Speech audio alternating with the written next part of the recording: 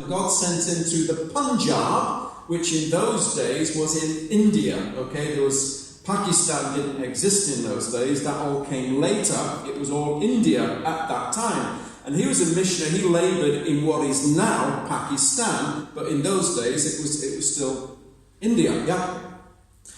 And he went out, I think, in 1893. I've read his life so many times. I know this off by heart. He went out 1893, 1894. For 5 years, he saw nothing happen at all. John Hyde was deaf, or profoundly deaf, and he could hardly hear what people said to him. So he couldn't engage very much in meaningful conversation, even though he could speak fluently and he could preach quite well.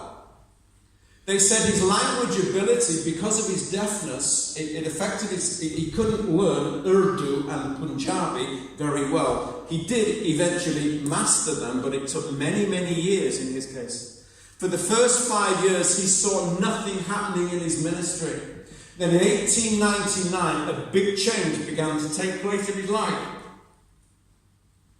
He said, until 1899, I never knew what it was to spend a night in prayer. I never knew what it was to work all day, and then when everybody else went to bed, to start to seek the face of God for some individual person's need somewhere, or to pray for God to work in India. And he would be up until 1 or 2 o'clock during the night, and then he'd be up again at 5 o'clock in the morning praying. Until 1899, he never knew that.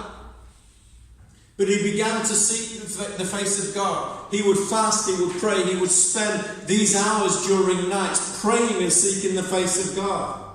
And God began to give him a spirit of prayer. God began to multiply that spirit of prayer in some of his co-labourers. And eventually it formed a group of men and some women as well that became known as the Punjab Prayer Union. These were like-minded people that all had the like-minded, same kind of spirit and the same kind of burden to seek the face of God, for God to do something and for God to break through. Amen?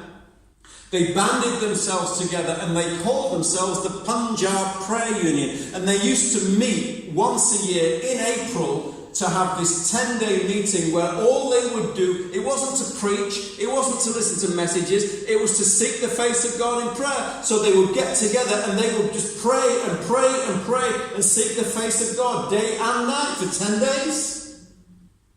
Amen. Punjab Prayer Union. But it was that Punjab Prayer Union which then led to a revival in a place called Sialkot, which again is in Pakistan today.